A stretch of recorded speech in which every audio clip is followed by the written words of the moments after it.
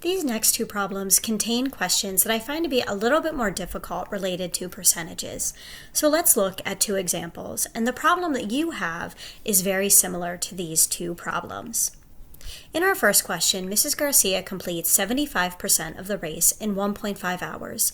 She continues running at the same rate. How much time in hours will the entire race take? So this is a little bit different than just finding a percent of a number because we don't know that number. So when we're trying to take our percent times something, that something is our unknown. And in this case, we're trying to figure out the length of the entire race. So I chose to let R equal the entire time of the race in hours. Now, 75% as a decimal, of course, is 0.75, so we need to start with that.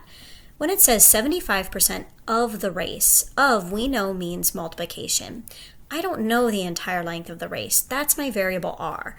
So I'm going to set up an equation of 0.75 times R, the entire race time, equals 1.5 hours. In order to solve this equation, we're going to use inverse operations, and 1.5 divided by 0.75 is going to get us a time of 2 hours. Again, the inverse of multiplication, multiplying by 0.75, is to divide by 0.75. And when we do 1.5 divided by 0.75, that gets us an entire race time of 2 hours. Our answer should be bigger than the amount that's given because in the given problem, it was 75% of the race is completed in 1.5 hours. So it should be a number that is higher than that. And it is. 2 hours is longer than 1.5 hours.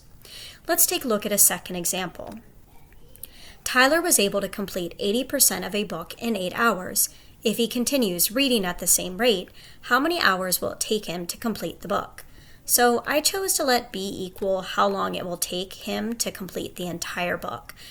80% as a decimal is going to be 0.8. And we want to do 80% of the entire length of the book B equals 8 hours. The inverse of multiplying by 0.8 is, of course, to divide by 0.8. If we take 8 divided by 0.8, that is going to get us a solution of 10, meaning that our book is going to take us 10 hours to complete. Again, these problems are a little bit more challenging, hence the slightly longer video here. But we can set up an equation to represent this, something we've been working on in our previous lessons and in our previous unit as well.